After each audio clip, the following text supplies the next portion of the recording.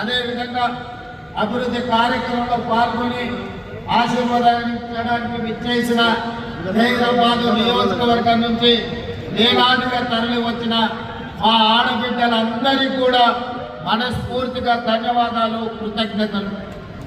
మిత్రులారా, చాలా సంతోషం.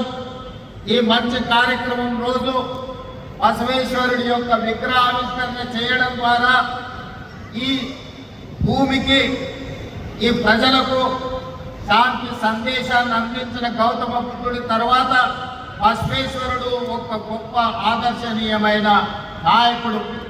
వారి ఆదర్శాలు సామాజిక న్యాయం. వారు ఆనాడు సమాజంలో అణచివేతకు గురైన సామాజిక వర్గాలకు, మహిళలతో సహా దళితులకు, గిరిజనులకు, ఆదివాసీలకు, బలహీన వర్గాలకు, మైనారిటీలకు న్యాయం జరగాలి అంటే వాళ్ళ సమస్యలు తెలవాలి. ఆ సమస్యలను చర్చించాలంటే అనుభవ మండపాల ద్వారా ఆనాడు ప్రజల యొక్క సమస్యల్ని తెలుసుకున్న విశ్వ గురువు ఈనాడు బసవేశ్వరుడి యొక్క విగ్రహాన్ని ఆవిష్కరించుకున్నాం.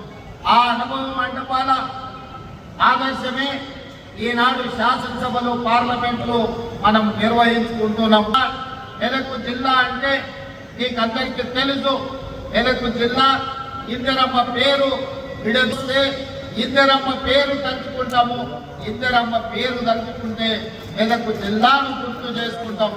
ఎందుకంటే ఈ దేశ సేవలో, ఈ ప్రజలకు సేవలు అందిస్తూ 1984లో శ్రీమతి ఇందిరాగాంధీ గారు ఆఖరి రక్తపు పట్టు చివరి శ్వాస వదిలినప్పుడు ఈ మెదక్ పార్లమెంటు నియోజకవర్గానికి వారు ప్రాతినిధ్యం వహిస్తూ వారు అమరులై ఈ దేశం యొక్క సమగ్రతను కాపాడిన గొప్ప నాయకురాలు శ్రీమతి ఇందిరాగాంధీ.